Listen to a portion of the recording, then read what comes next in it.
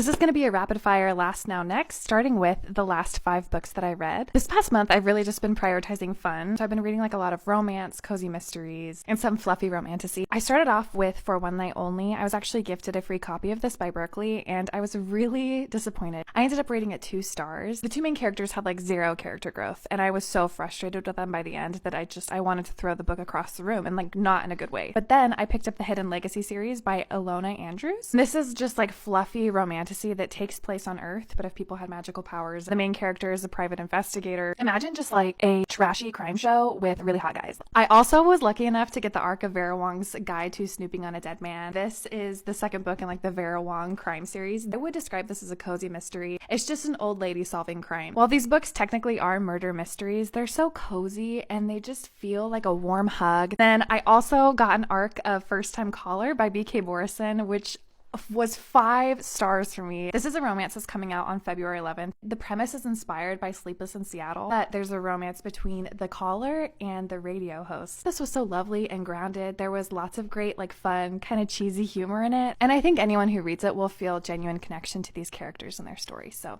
I highly, highly recommend that one. So I already talked about I'm reading Wildfire by Ilona Andrews. That's the 3rd book in the Hidden Legacy series. And then I am reading The City in Glass by Nevo. This was the winner of the Hugo Award, I believe, last year. I think especially if you love The Spear Cuts Through Water or This Is How You Lose the Time War, you're gonna really like this writing. It's small, but it's mighty, and it packs a punch. I already talked about First Time Caller, but I love her. Next, I'm hoping to read The Bound Worlds by Megan E. O'Keefe. This is the 3rd book in the Devoured Worlds trilogy. One of my main goals this year is to actually finish like the trilogies that I start, so I want to get to this for nothing else than just to say that I finished it. I picked up a copy of Chain Gang All Stars because I've seen this circulating around Book Talk. I don't really know a ton about this book other than it's semi-dystopian and it's set within a prison system. Last but not least is Ship of Magic by Robin Hobb. Addie and Margaret have both convinced me to give the Live Ship Traders trilogy a try. I've been told this is very fast-paced, that the characters are very engaging. That was kind of a long update, but it's been a while since I posted a reading update on here. I just recently had a baby a few months ago, and getting into the swing of things with 2 instead of 1 has just taken me a little extra time. So